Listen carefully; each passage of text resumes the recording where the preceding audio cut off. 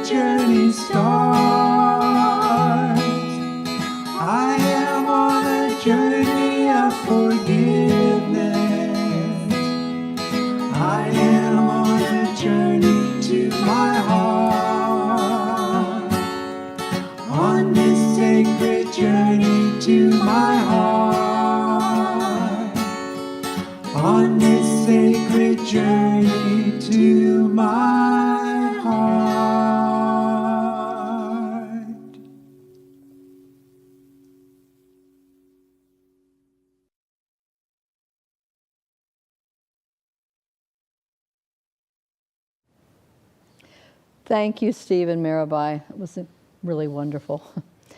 Let's take a deep breath now together and ground in unity. Unity is a positive path for spiritual living. Our vision for the world is we envision a spiritually awakened world where all life thrives in conscious oneness. Our mission is who we have come here to be. Let's say this together. We are a loving, inclusive community, expanding and living our divinity in sacred service for all. Our core values are love, connection, service, and wisdom. If you are with us for the first time, welcome. I invite you to fill out a connection card. Connection cards are available for everyone on the Watch Live page. You may submit a prayer request, and our prayer team will pray with you throughout the week. You may also share feedback or request information. Our classes and events are currently held online and by phone via Zoom. Here are a few important announcements and opportunities. Thank you to everyone who donated to our Thanksgiving food drive. The Monument Crisis Center was thrilled to receive 155 bags of food and $2,000 cash. Wow. Between Unity and our co-sponsor, the Islamic Center of Walnut Creek, we exceeded expectations for the food drive. We also want to thank the Unity Men's Group for coordinating the pickup and delivery of this abundance. With all the divisive politics in our country, would you like to share a positive message of unity? Then you will want one of these comfortable Unity face masks. When you wear this mask, you can affirm that you are filtering out division and replacing it with unity and love. The comfortable mask is made from 100% cotton and is washable and reusable. The masks are $20 if you pick them up, or $23 if you choose to have it mailed to you. This is a fundraiser for Unity, and all proceeds support our center. Please see our website for ways to prepay for your masks, and you may pick up your prepaid orders from Charlene on Mondays from 9 to noon in the downstairs office. We love our pets, don't we? Oh, yeah. Unity is compiling a calendar showcasing the animals of Unity as a way to raise funds for our community. A donation of $5 per animal will guarantee your animal friend a place in this year's edition. The calendars will be printed on high-quality glossy paper and will be available in time for holiday giving. Mm-hmm. A portion of the proceeds from each calendar will be donated to Tony LaRussa's Animal Rescue Foundation. And you know, Don, remember, you can also share pictures for a memorial page for those that have crossed the Rainbow Bridge. And adult humans can be included in the photos. Please see our website for information on how to submit your photos and how to bid on your favorite friend to grace the front or the back cover. Deadline for submissions is Sunday, November 15.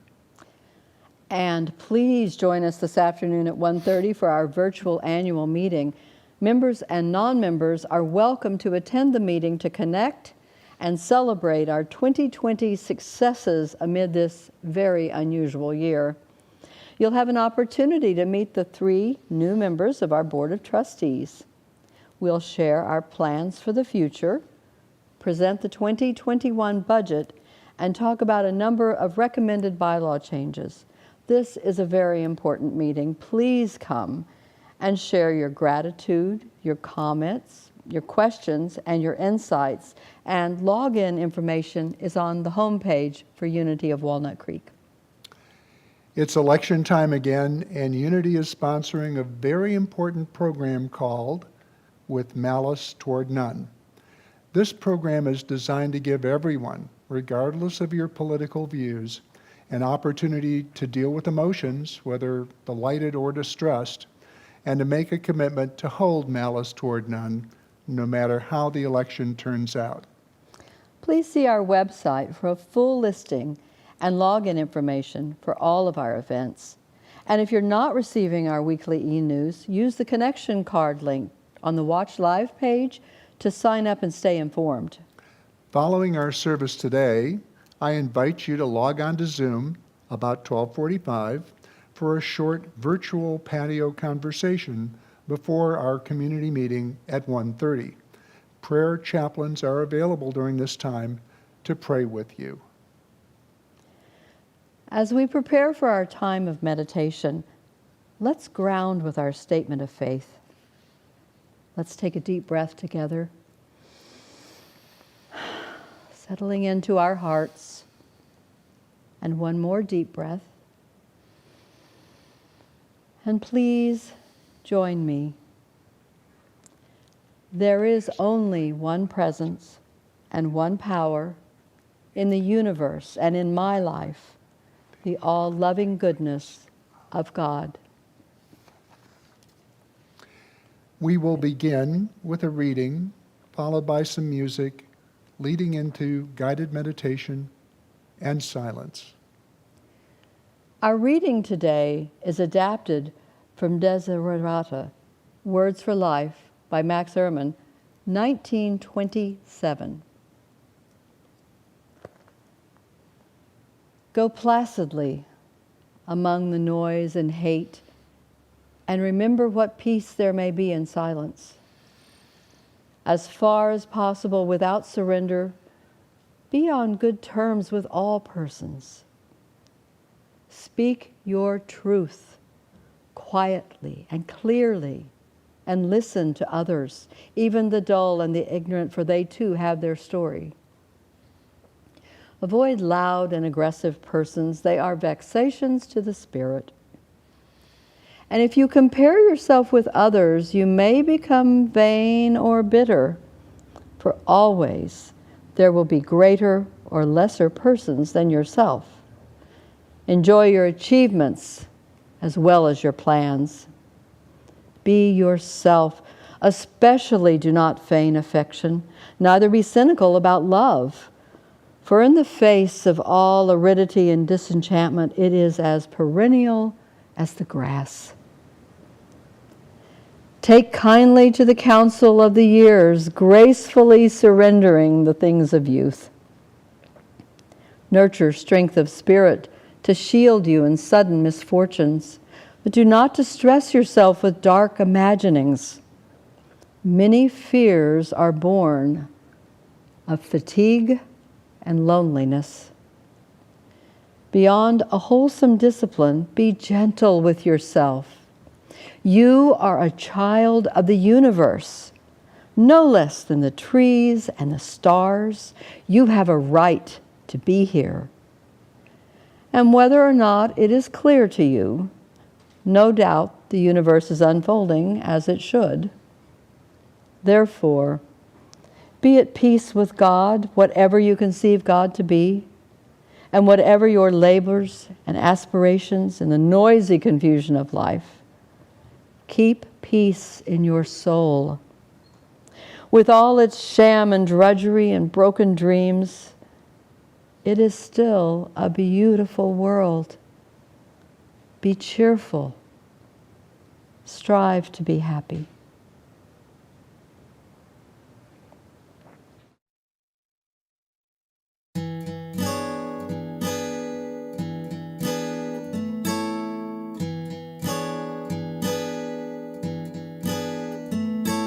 Float into your heart, let love be your goal. Find the peace within, melt into your soul. Feel the peace of love, feel the joy of grace, feel God's tender care upon your face. Let the light flow in. Can you feel the glow from the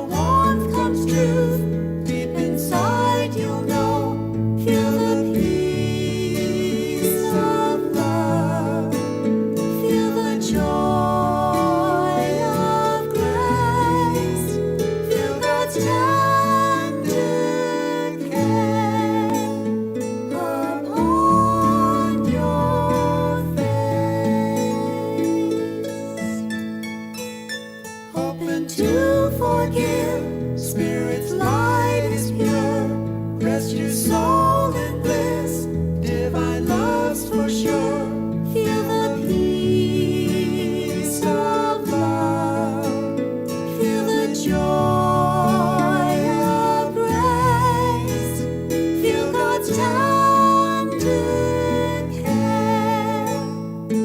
upon your face. Feel God's tender care upon your face.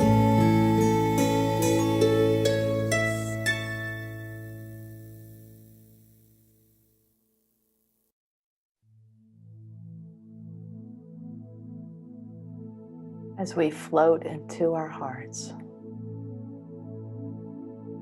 melt into our souls.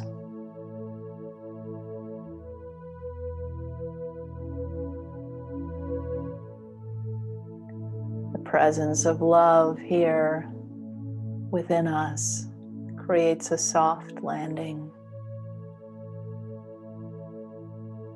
the deepening into the truth of who we are.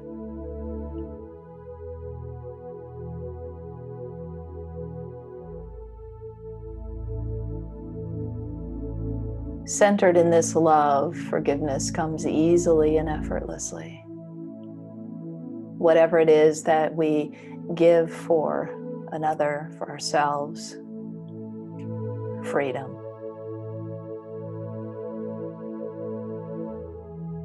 To unbind that which is bound up in us or in our relationships.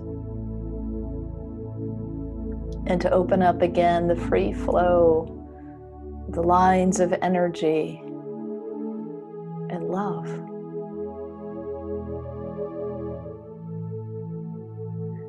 Forgiveness is an act of love.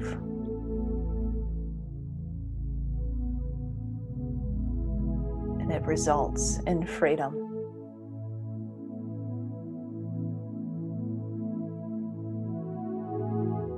And so whatever you come today to the altar of your own heart carrying,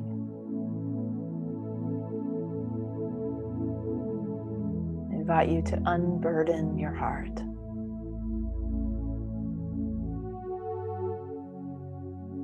To forgive whatever needs to be forgiven, whoever needs to be forgiven, including yourself.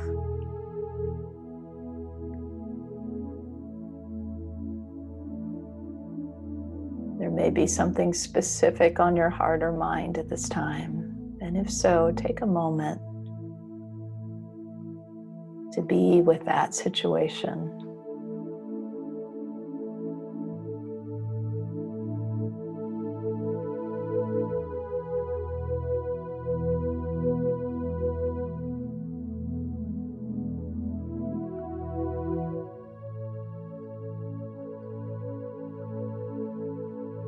And even if there isn't a specific scenario that comes forward in your heart,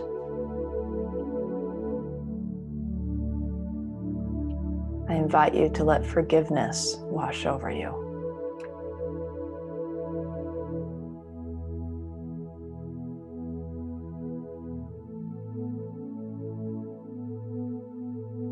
Let the forgiving rains fall as you open your heart and your whole being to be awash in love, freed from whatever has bound you up, whatever has blocked the way of heart to heart.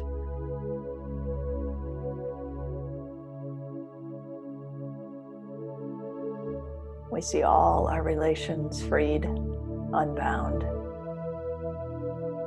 And the free-flowing love of the divine continues to move through us. It never stopped.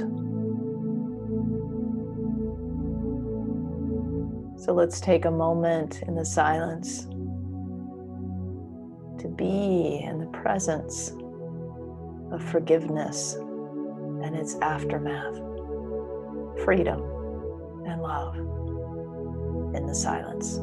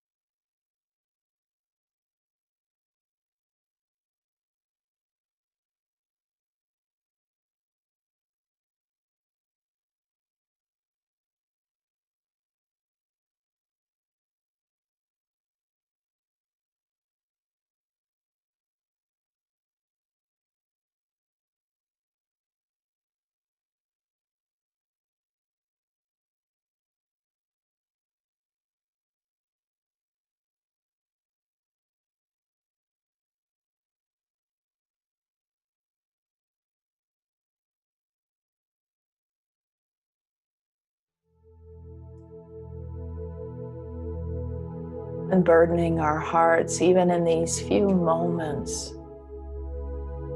of letting go whatever blocks, grudges, or barriers we have erected. Feeling the lightness of heart, the lightness of mind and body. Open now. Windows of our heart are open. And this peace and love flow easily and effortlessly now.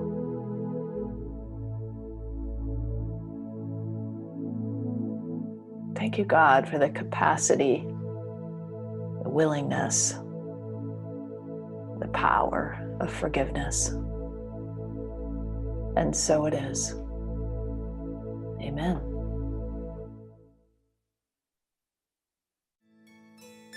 Open to forgive, Spirit's light is pure. Rest your soul in bliss, divine love's for sure. Feel the peace of love, feel the joy of grace, feel God's tender care upon your face. Feel God's tender care upon your face.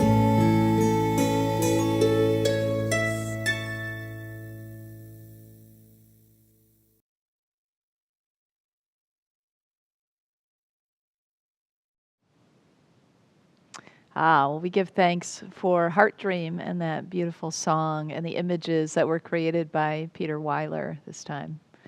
Put together, I should say, by Peter Weiler. So we are in our series, continuing on with the 8 pillars of enduring joy. The Dalai Lama and Archbishop Desmond Tutu identified these pillars, and the first 4 are pillars of the mind, they say. So we've already traveled through the mind, through perception, humility, humor, and last week, acceptance. And then this week, we move into the heart, the final 4 pillars, and this one is forgiveness. It's interesting, too, I've noted how one pillar really flows into the next. Acceptance kind of gives way to forgiveness, and each one seems like it kind of hands off to the next. So as I was thinking about acceptance and forgiveness, I noticed that my friend Albert, who I haven't talked to in so long from Chicago, keeps coming to mind. So I thought, well, why does he keep coming into mind besides the fact that maybe it's time to reach out? You know how it is, we have dear friends in our hearts for a long, long period of time. Sometimes we haven't seen them in many years. So I was thinking about Albert and the last time I saw him and how he surprised me with this really moving prosperity blessing as we were parting. And then I thought about his life. And just like all of us, our lives have challenges, right? And I thought about how much Albert went through as a gay African-American man, not being accepted in many ways, in many circles, not really his sexuality wasn't very well accepted by his family, by his spiritual community. And yet he was the kind of guy that never turned on anyone. He never gave up on anyone. He always I watched him move through that pain and just accepted that people were where they were, and he was very forgiving. It was really a beautiful example, I think, for us all. One of his favorite sayings is, "Keep your eyes on the prize." And so I imagine that, in part, keeps him in that mindset of love and forgiveness and unity and all these qualities that we all behold. So wherever you are, Albert, I love you and appreciate you and give thanks for this example that you hold for all of us. We can all probably think of somebody in our life that holds that kind of example, that sort of just a high level of showing up in the world, where when things go awry and there's conflict or misunderstanding, that person seems to take the high road. And that can be maybe that person is you. I hope so. But maybe it's somebody in your life that you admire and look up to. So maybe think about that as we move through this pillar of forgiveness, somebody that you could reflect upon that might emulate and embody this characteristic for you. Forgiveness is this invaluable practice. It's a rare blend, really, of freedom and connection that comes through forgiveness. And forgiveness also, it unblocks that flow of love, so the love can keep flowing for us. We get it on an intellectual level, but this pillar brings us into the heart. So it's really where that big emotional work happens and inner spiritual work often happens. So forgiveness is often easier said than done because sometimes the wrongs feel insurmountable or the grudges have been held for so long, it just feels hard to open that Pandora's box, if you will, back up. But we probably also have noticed that holding grudges doesn't really bode well for any particular relationship. And it also, you may have noticed, spills over into our other relationships. So if we might hold a grudge in this one relationship and we think, well, everything's great in this relationship, there's still this part of us that has hardened in our hearts, or a part of us that is shut down, which means all that love can't flow in the relationships that we're in the world that we move about. So there is some level of shutdown that occurs wherever we're holding ill feelings. And so forgiveness brings us back. This practice brings us back to look, to consider, and to move through. So, it's also interesting how things come around in patterns. Maybe you've noticed before that a certain boss or coworker or even a romantic partner brings, or maybe most likely the latter, brings forth something, a characteristic or a repeated behavior, something that just feels like it really presses your buttons. And, that relationship maybe comes to an end or that job comes to an end and you think, oh, thank goodness I put that behind me. And then along comes the next boss or coworker or partner, or it shows up in another kind of role relationship. And suddenly you're dealing with that same thing again. After a while, we kind of go, what's the common denominator here? And we realize it's us, not them. That's really what sparks the inner work, because we want to end those patterns. We want to have healthy and fulfilling and connecting relationships. And we don't want it to be sorrowful and of course, have ill feelings every day when we go to work or we come home. And so it behooves us then to do that work, and sometimes it takes that point of pain to get us to do it. But once we look within and we begin to apply forgiveness, we can heal, sometimes discover and heal old wounds.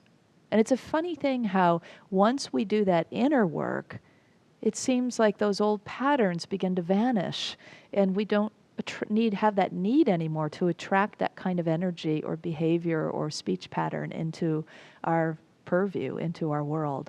And we are freer then to attract into our lives healthy and fulfilling relationships where we don't have that kind of blockage so much, or when it comes up, it's easy to move through. So thank God for forgiveness, because it restores our hearts and our wholeness again. It also heals us and opens us up to transform the relationships we have into healthier, happier ones, and to attract new ones of that same ilk. So there's a study by the psychologist Charlotte Van Owen Whitvilliet. That's quite a mouthful. She asked people to remember a grudge while she studied their stress response in their bodies. And as participant after participant experienced holding remembering a grudge, what she found was blood pressure went up and heart rates went up and people began to sweat. They also reported feeling sadness and anger, feeling out of control or less control and intensity. And not surprisingly, when they were asked to then empathize with the person who had hurt them and to extend forgiveness to that person, all those stress responses returned to normal. So if you need the scientific study to show you that forgiveness works, that it helps our entire beings, including even our bodies, there's some work for you. There's also research that indicates that our immune systems improve with forgiveness, and unforgiveness compromises our immune systems. So forgiveness frees our bodies, it frees our minds, and most of all, it frees our hearts. Let's take a moment to listen to this new original song by Heart Dream called Forgiveness.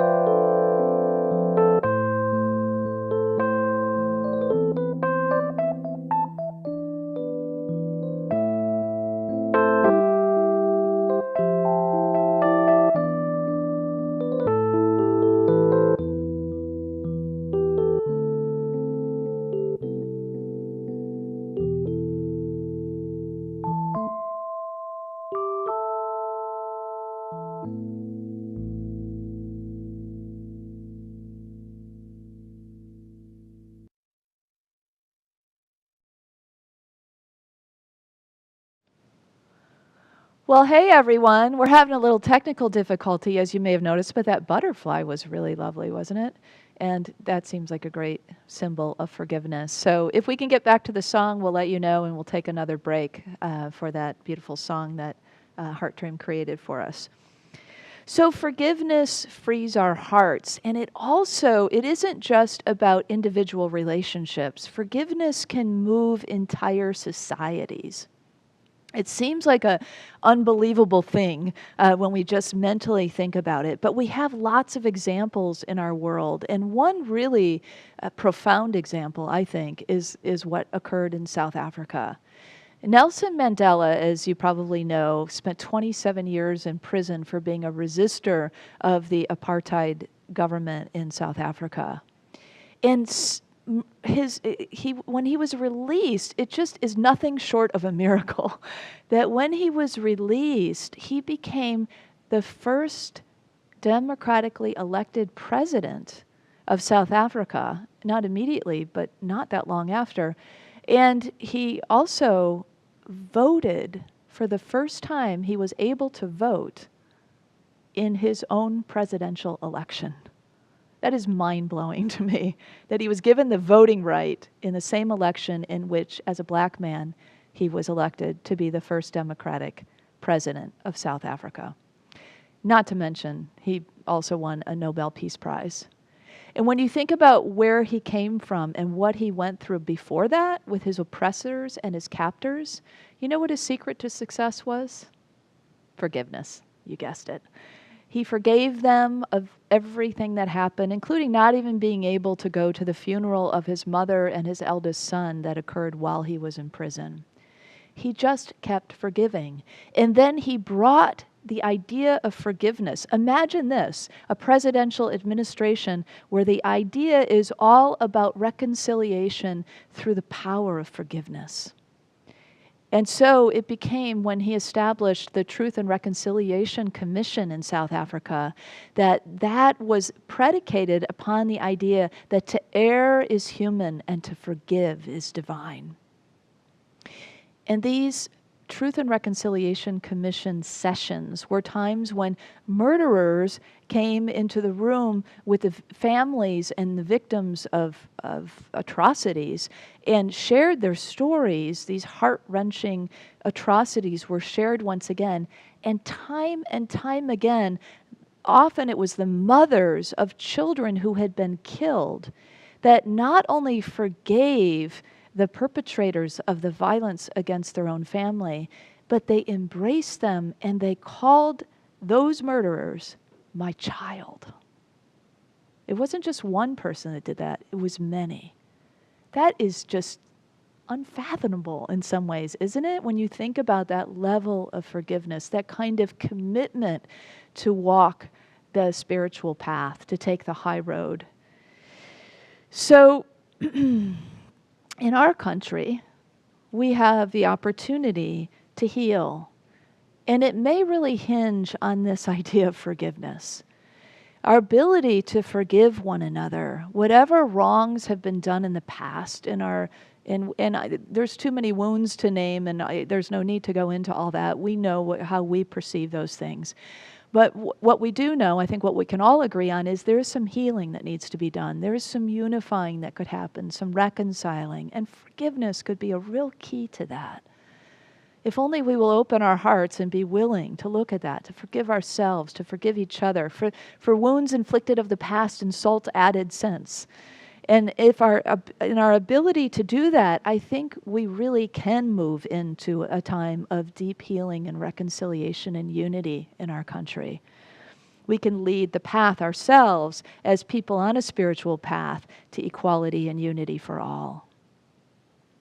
So just as last week's idea and pillar of acceptance is often misconstrued as weak, people sometimes think of forgiveness as weak, like we're letting somebody off the hook, we're excusing bad behavior in some way. But that's not what forgiveness is. Forgiveness is strong. It's a powerful force for good.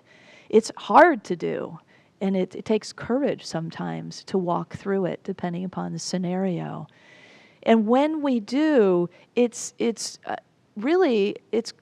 that art of holding somebody and seeing their humanity and having some compassion for the humanity, at the same time being clear and firm about the behaviors that are not okay. And so it's that blend of accountability and open-hearted acceptance, right? So we allow both of these to take place, and we kind of know how to, and even if we don't know how, we plunge headfirst into it and figure it out as we go. And maybe it'll be messy, but at least it will be an attempt from our hearts to heal, to make whole again our relationships, our organizations, our society as a whole. Everyone wins when we forgive, and everyone loses when we withhold. Desmond Tutu, who was named the chair of this Truth and Reconciliation Commission, said, "Those who say forgiving is a sign of weakness haven't tried it." I know a young woman, I'm going to call her Betty here, and Betty had a really lovely relationship with her mother, and then several years ago they had this big fight.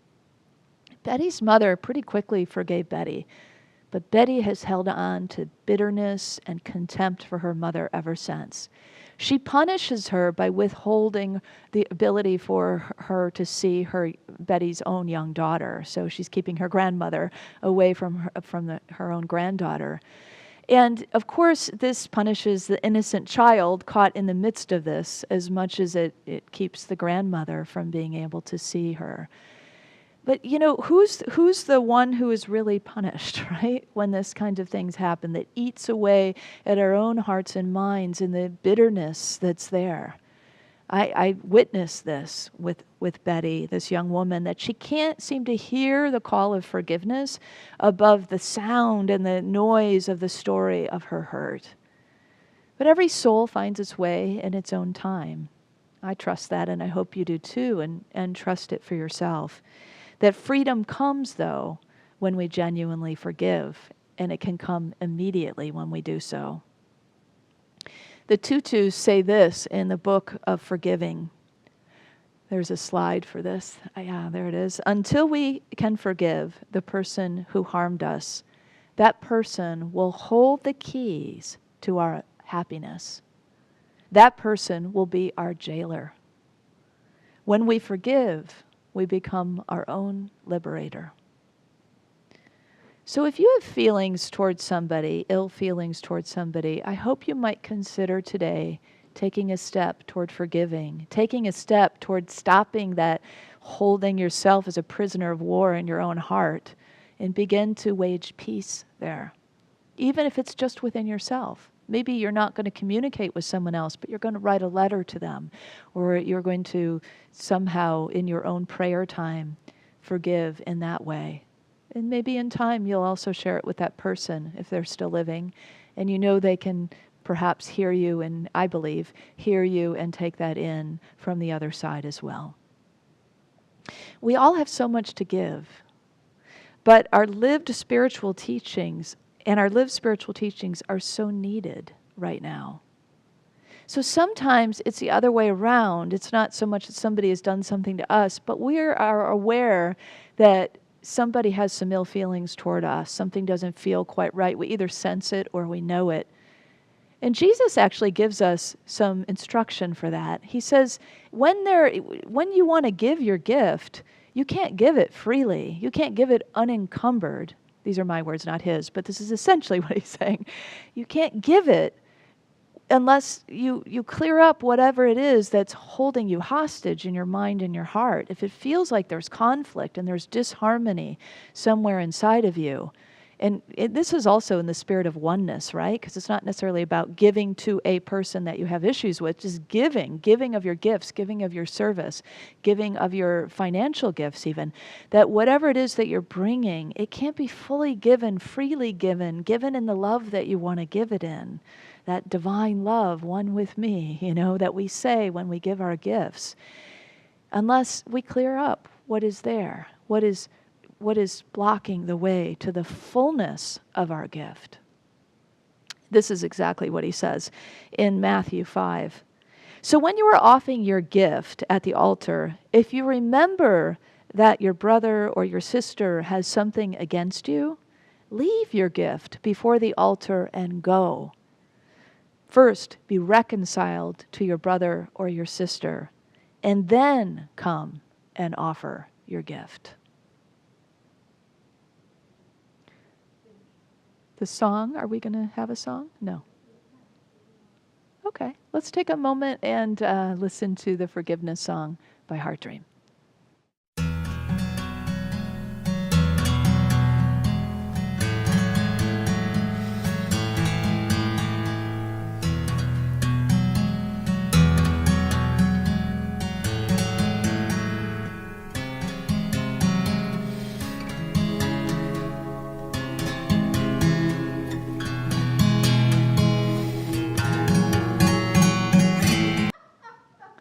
And so we ask forgiveness. That was right on cue, right? Forgiveness to you, Heart Dream. We will get to hear your beautiful song at some point, and we give thanks that you wrote us an original song. And as we move forward in this message, I want to bring it to a lighter, brighter space. The primatologist Frans de Waal says that chimps kiss and make up. And in studies they have found, and observations they have found, that across the animal kingdom, there are peacemaking activities that happen. They found it in goats and apes and sheep and hyenas and dolphins. The one animal that they keep studying and still hasn't shown up as a reconciling group, domestic cats. So those of you who have a cat at home, you might have noticed that doesn't come easily necessarily and effortlessly to a cat. But here's a few others that were actually caught anyway, kissing and making up on camera. A couple of llamas, a couple of giraffes, and even fish. Forgiveness makes us feel lighter. Did you know that we can actually lose weight when we kiss and make up with our honey? It's true. 24 calories per minute while kissing are burned. And depending upon how passionate the kiss is, that can go up to 74 calories per minute. Pretty amazing, huh? So don't forget to kiss your honey when you go home. And while we're on kissing trivia, I just want to share this. Did you know where the XO came from? This idea of XO on your text or you're signing your letters? Well, nobody really does know. It doesn't seem. After an internet search, I found out lots of theories. But here's one theory that I liked and felt timely. In the Middle Ages, illiterate people would sign their name with an X. And so they would also sign, when they voted, their ballot with an X. And then it came into fashion to kiss their ballot, and so it made an O next to the X. And I actually did that before I read this. When I voted, I prayed over my ballot and I kissed it before I dropped it off. So you might have some fun with that in the next couple days if you haven't voted yet. So, how do we forgive? It's important to take a look at how, because it's easy to talk about and say, yeah, go forgive, forgive, forgive, and then you go, well, okay, I'm ready to do it, but I don't even know where to begin. So let me give you a couple of possibilities of some structure of where you can begin. The best one I have found, the best steps I have found to use are Colin Tipping's radical forgiveness steps. Some of you know these well.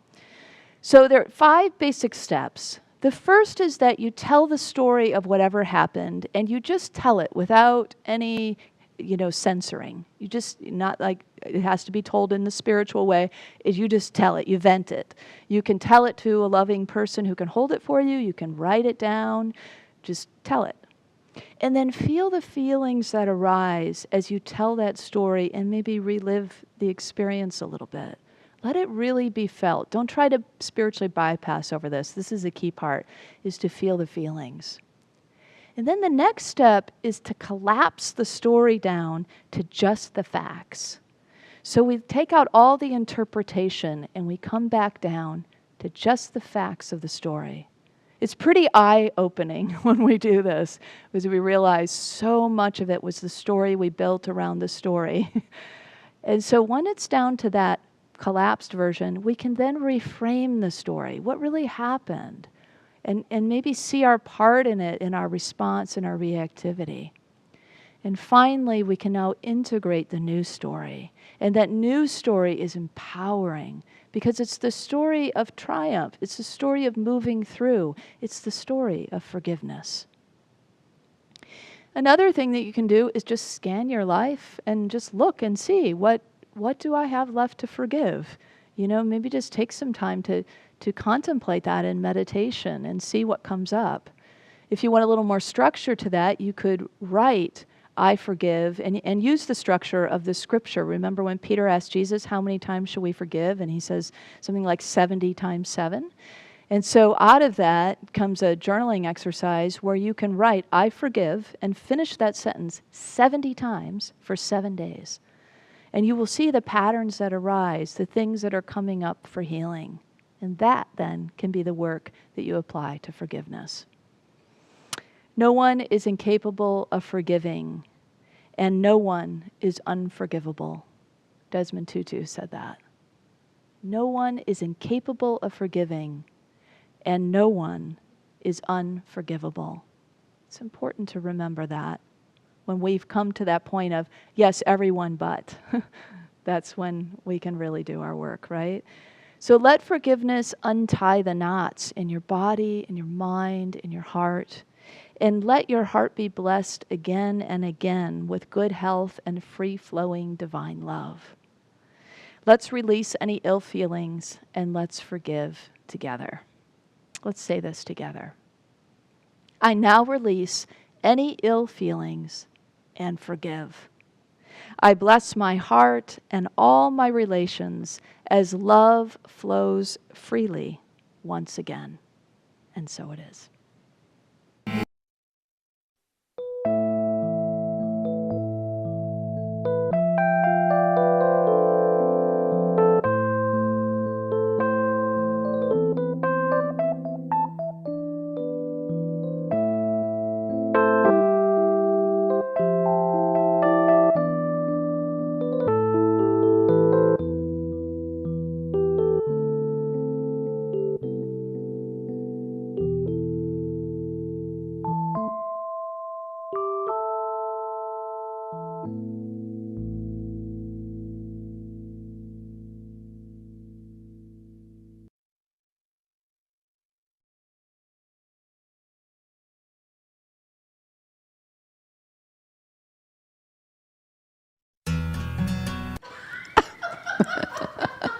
I now release any ill feelings and I forgive. Thank you, Reverend Kristen, for an important message on such a complicated and important topic.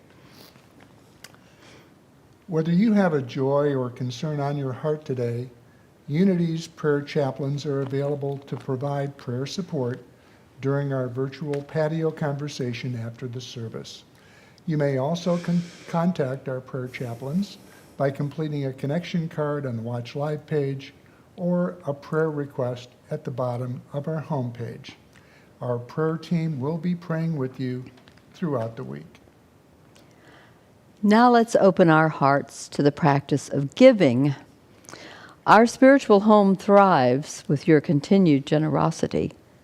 I invite you to prepare your gifts as we align with the universal law of circulation. As we give, we shall receive. In truth, there is no lack or limitation. Abundance is our true nature. In addition to sending a check or direct deposit through your bank, there are two ways to give online. You may click on the Donate button on the Watch Live page or download the Give app. Give is spelled Gyve. I invite you to repeat our prosperity affirmation with me. Together.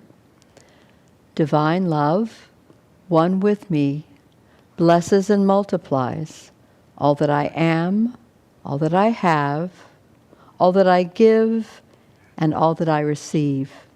I am joy-filled and grateful.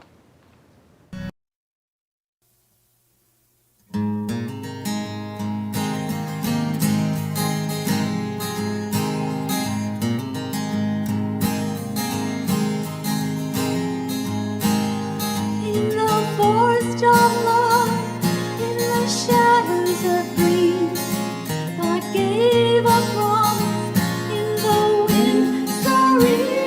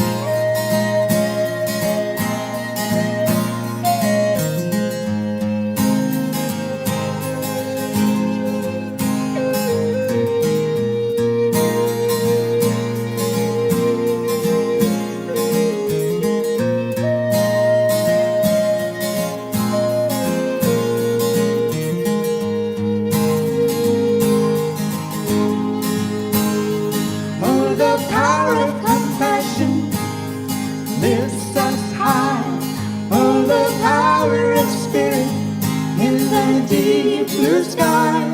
Oh, the power of forgiveness is wide.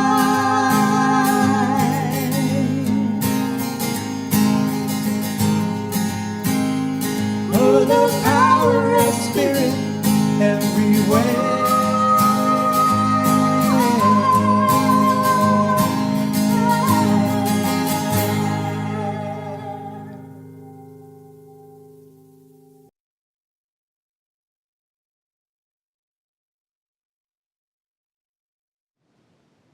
Well, a heartfelt thank you to Steve and Mirabai Bangs. That's Heart Dream. And if you want to hear more from them, you can purchase their music and learn more at heartdream.com. Also, big thanks to Don and Danae for their facilitation today, their first time. They did a great job. And now, as we bless our offerings, we want to behold the giver and the gift and know that the gifts go forth and multiply, especially with the ease once we've unburdened ourselves of whatever might stand in the way. So we increase the good in our lives and the good everywhere with everything that we touch. Let's bless this together. We give thanks for the ever-increasing, constant flow of absolute good in our lives now. So it is. Well, as you know, our children meet on Zoom every week, and we've been having just fabulous videos from Maddie and Millie, and sometimes the 3 M's, including Michelle. This week we get to see all 3 for a Halloween blessing. Let's take a look. Hi, Unity. It's Maddie and Millie and Michelle. Happy Halloween! We wanted to show you our costumes. Can you tell what we are? I'm a unicorn. I'm a unicorn too. I'm a sloth. Some of our favorite creatures, magical creatures here.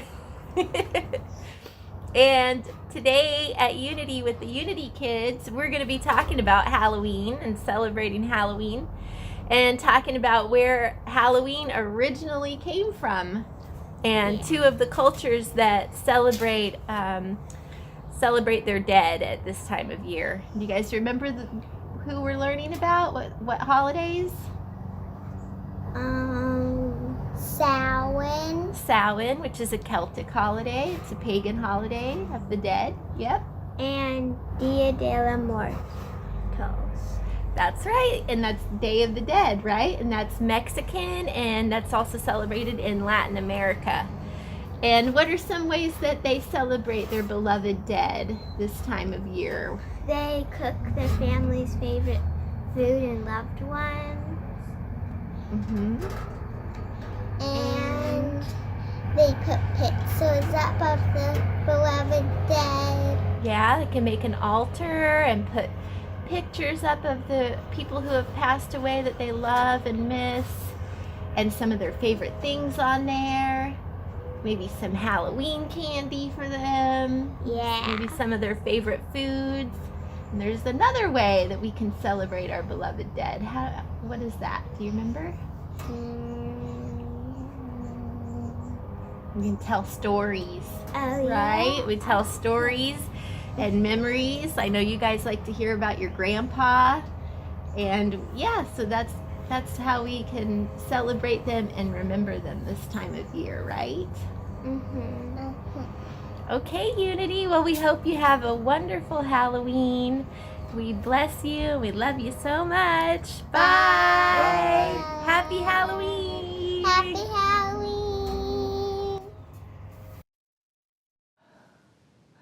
Love Gus's photobomb in that. Well, you remember our kids last week set up this amazing little ballot box for us to bless our election with peace. And so we want to bless the ballots that have been cast here. And along with that, symbolically, we are also blessing our entire election. So let's just take a moment and give thanks for the peace from this day forward that fills our hearts and minds and our country and our process. We see this election being one filled with peace and harmony. And we thank you, God, that our resilience as Americans the power of democracy, and the ease with which we all move through, from the election poll watchers to every person who casts a vote. Each one is blessed, as are all of these ballots for peace. Thank you, God. So it is. And let's bless our children and youth and teachers together. Children, youth, and teachers, we love you, we bless you, we appreciate you, and we behold the divine light within you. Stick around to the end of our service. We always have more selfies for you and wavies that you won't want to miss. And we continue to ask you for more. So please continue to send in your wavies. You can send them to office@unityofwalnutcreek.org so we can presence more of our community here in the sanctuary. And now let's move into our prayer of protection, holding all life in our minds and in our hearts. Together, the light of God surrounds us. I am light. The love of God enfolds us. I am love. The power of God protects us. I am power. The presence of God watches over us. I am presence. Wherever we are, God is. I am divine. And so now let's go to our peace song.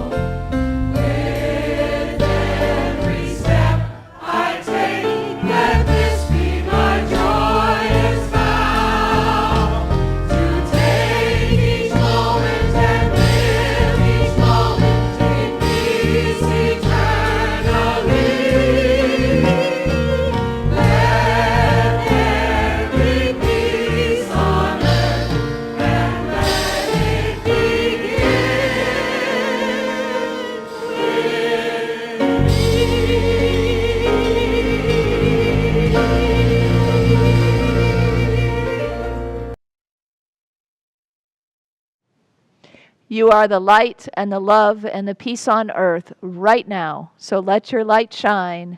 Have fun and spread joy. We'll see you all at the annual meeting at 1:30 today. Have a great week.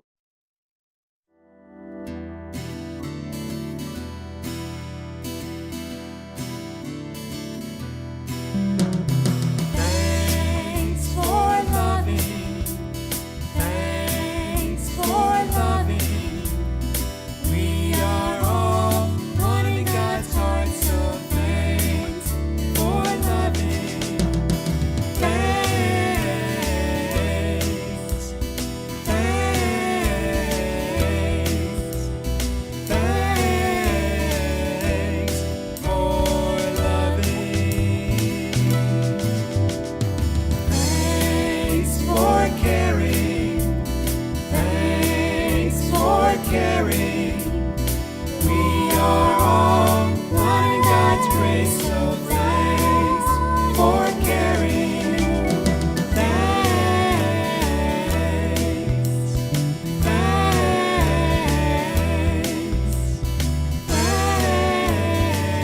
Thanks for caring. Thanks for giving. Thanks for giving. We are all children of God, so thanks for giving. Thanks. Thanks.